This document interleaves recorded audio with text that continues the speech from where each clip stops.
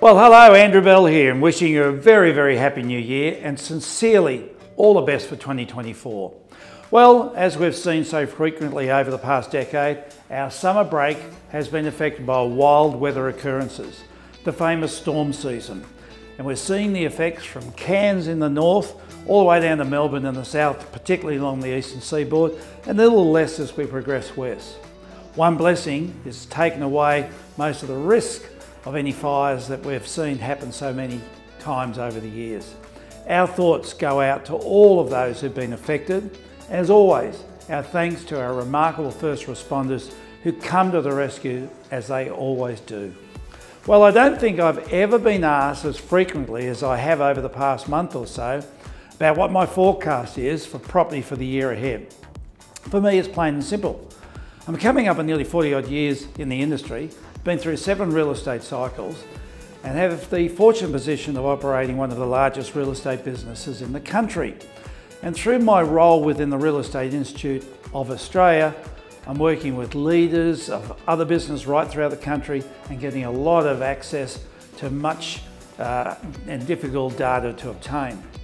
So my answer to the question is that putting aside any possible X factor, which is something that no one saw coming, that pretty much captures us all by surprise, such as the October '87 stock market crash, or more recently the GFC.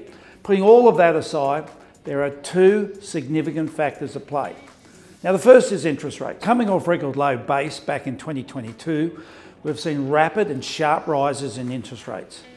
It is normal that rising interest rates have a very negative effect on real estate, causing price growth to stop, and in fact, in most cases, prices to correct, usually after a strong boom. So many forecasts that would happen in 2023. However, CoreLogic's research has shown that home values actually surged by 8.1% nationwide in 2023. So how did that happen? Well, again, research is showing that generally speaking, while savings have been tapped to help people meet their loan repayments, there's been rising incomes for most households. But because of price growth, there is significant equity in homes as well, so banks are less inclined to step in and force sales. They're more inclined to work with borrowers to perhaps extend the life of the loan or come up with other measures to avoid any forced sale. So, where we see ourselves at present is that the general consensus amongst economists is that interest rates have peaked, but it's possible that there will be another rise in 2024 because the Reserve Bank will just want to give us a final reminder that we have to contain inflation, which is slowly reducing. The general consensus is that we will see some interest rate drops in the second half of 2024, but that's not universal belief, rather a consensus. What is interesting is that we will have a tax cut coming through in July, which economists say equates to around a 2 to 3 interest rate drop equivalent, depending on how much people have borrowed, of course, that. So a form of interest rate relief is only now just over 5 months away.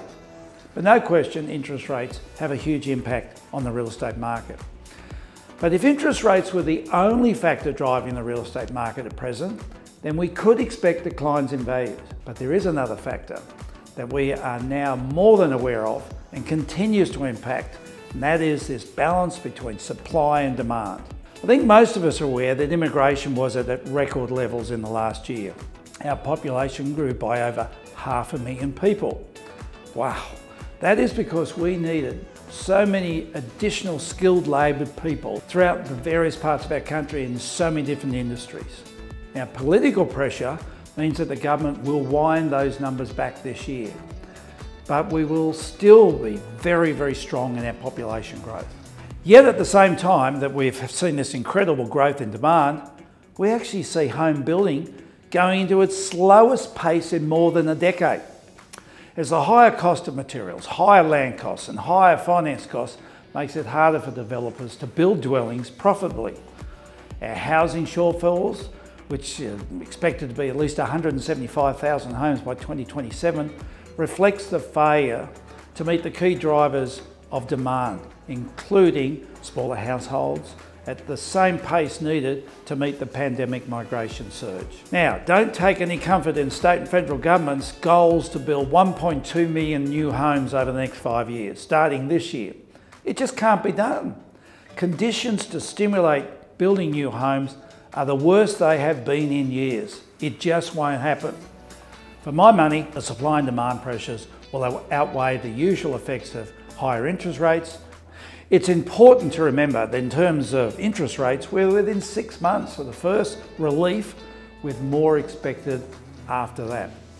Certainly, don't expect to see the same growth in property values, and in fact, it's important that we take a breather.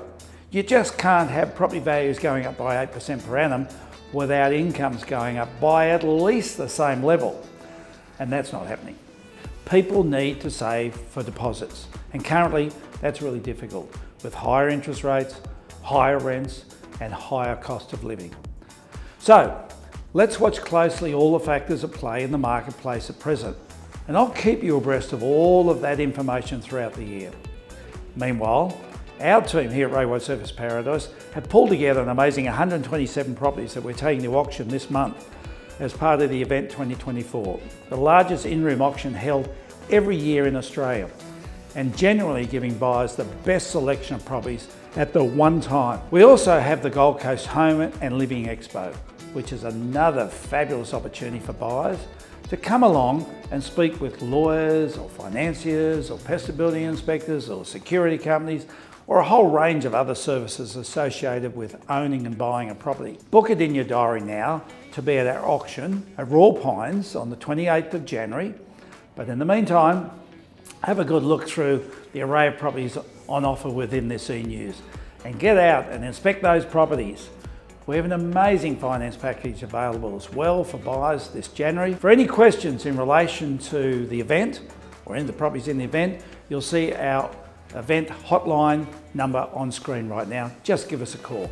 Meanwhile, once again, a very, very happy new year to you. And may 2024 be a year that we focus on all of the positive things about our lives rather than all the negative, so that so often dominate our thinking. All the best for now.